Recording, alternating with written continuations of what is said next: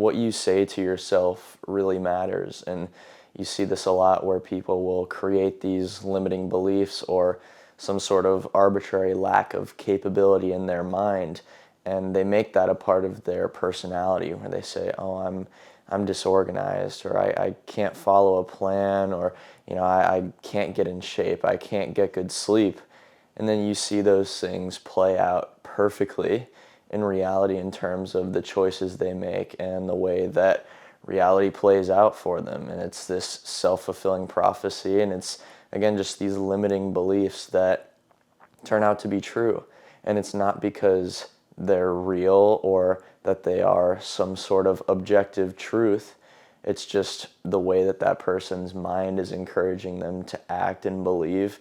And of course, again, that turns out to be a real thing in response. And the limitation is such a big part of that. And I don't know why that's such a big part of who we are. It seems to be almost ingrained in our minds that, you grow up and you see somebody that is heroic and has accomplished so many things, but then the more attractive route is the thing that everybody does, is just falling for comfort and not doing the things it takes to get to that point. And again, these limiting beliefs are completely arbitrary. It's not actually true that you can't achieve those things. It's not true that you're born with some inherent lack of capability to do what you want to do, but people take what other people say about them as some sort of prescription. And what I've realized growing up in so many different scenarios where somebody tells me how I'm going to be, tells me what I'm going to do, is that often that person is projecting in a way.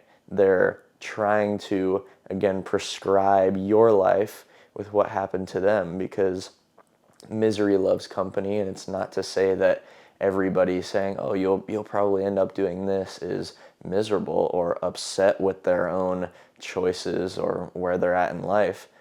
But people want that similarity. People want to see somebody else go down the same path that they went down, because it's comfortable. It feels good to have that relationship with other people, or at least a way to relate to other people. But growing up, I would hear things like, oh, when you're older, when you're a teenager, you're not going to want to go outside and play, or you're going to want to stay inside and play video games or whatever it was, and just kind of the stereotypical view of what a teenager was. And my response to that would be, well, what about that being the case with other people controls the fact of that being the case for me? And it doesn't, right? I was able to choose how I wanted to spend my time.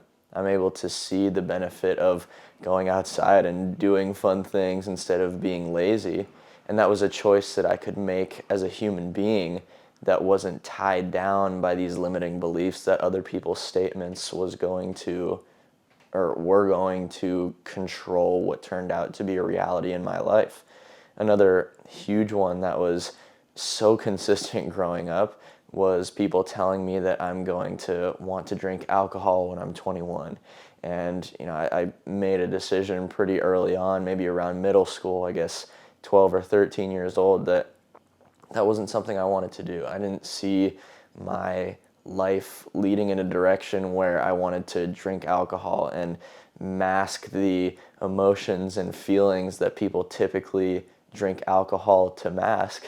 I didn't see that being a part of my life, and it was something I chose to not do at that point, right? And people don't believe the word of a 13-year-old saying, oh, I don't want to drink. That's not something I'm interested in. And people would tell me all the time, oh, well, when you're 21, you're going to want to drink. You're going to want to do all these things. And it used to stress me out really bad, because I would wonder, if today I don't want to do this, and it's almost a guarantee that tomorrow I'm not going to want to do this, what's going to happen somewhere along the line from 13 to 21 if I'm in control of my beliefs, if I'm in control of my mind and my decisions? What day is going to lead to that decision being made? What day is going to lead to my mind completely changing and going in a different direction? And again, I would stress about this. I would think about it all the time, and I was genuinely wondering. It wasn't even a rhetorical question back then. I was really looking for the answer because that was something I was afraid of. Because I had seen the things that come out of people that drink consistently, and I had seen lives be ruined. I'd seen plenty of problems come out of that action, right? That behavior, but that scenario where everyone's drinking and things go wrong. And I didn't want that to be a part of my life. So it was a genuine concern.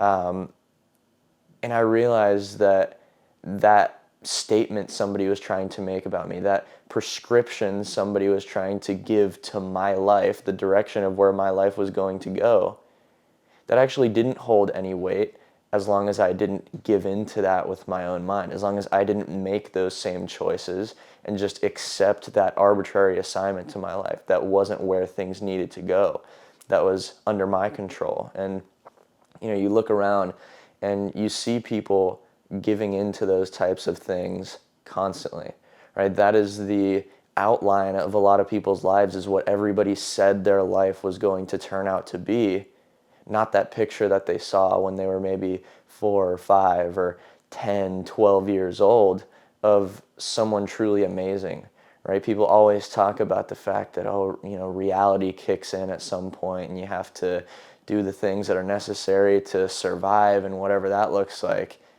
And that's completely true. Of course, you have to survive and make money and support yourself and support your family, whatever your situation is.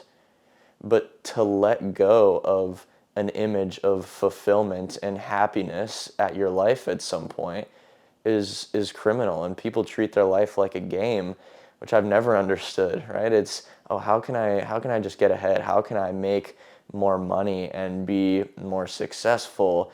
And of course, successful in the eyes of society, which is just money and some sort of quantifiable success rather than fulfillment, happiness, relationships, and that kind of thing.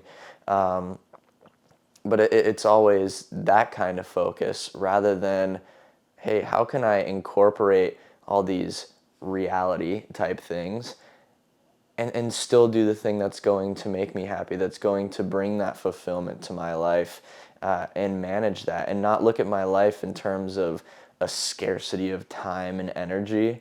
That's another thing that people do a lot that I have a hard time understanding, right? It's like, if you say, oh, I don't have time, I don't have energy, then you're going to just not make the time. You're not going to find the energy within yourself to do those things that actually matter.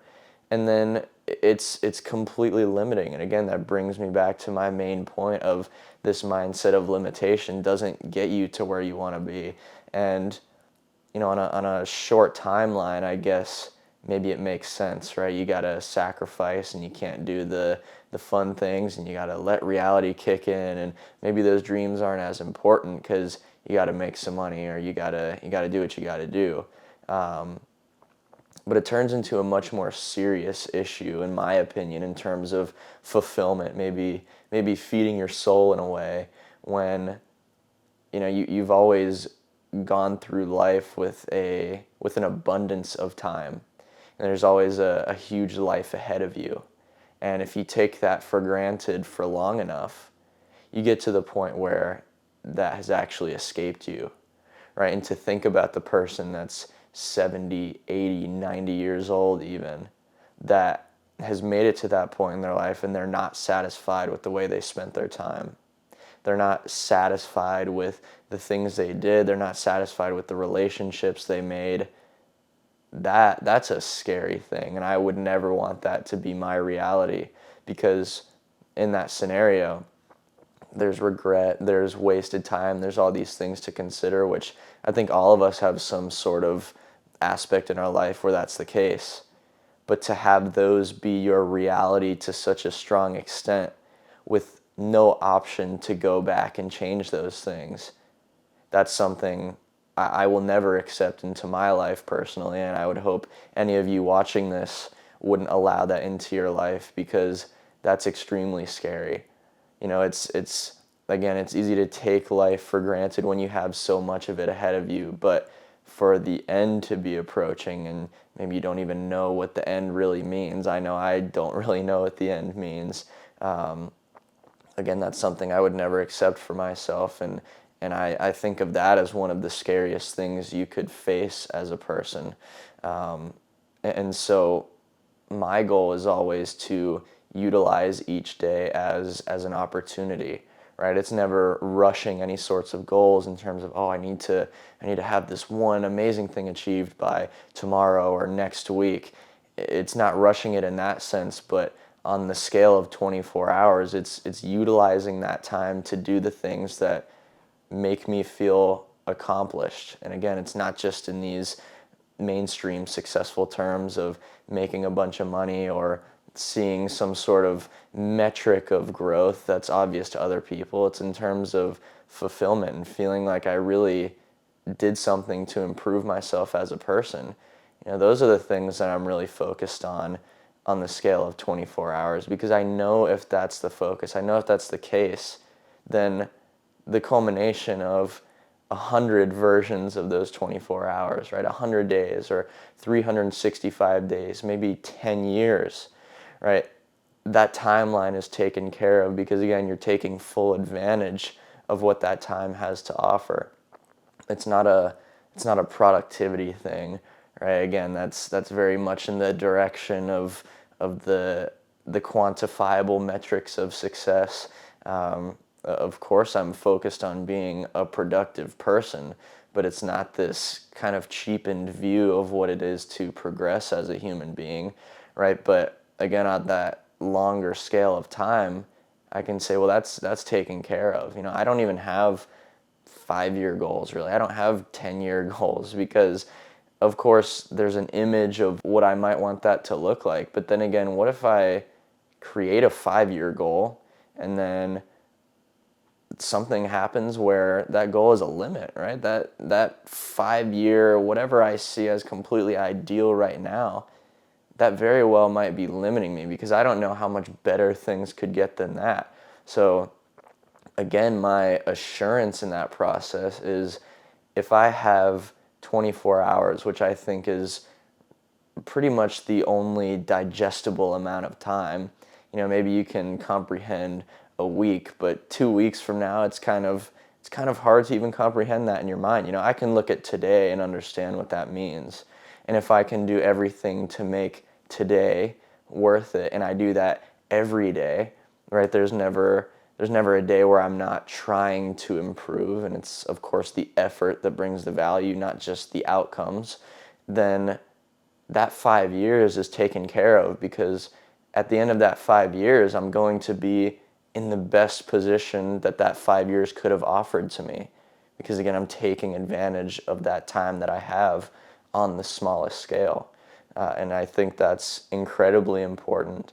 I think that's the most positive way to look at your time, and that's the way that you get rid of these limiting beliefs that seemingly everybody participates so heavily in. And I think thinking in that way, really living along those lines where you're looking for the best and you feel like you can have that, then that'll lead to the best life, right? That'll lead to being the most fulfilled and being the happiest you possibly can be.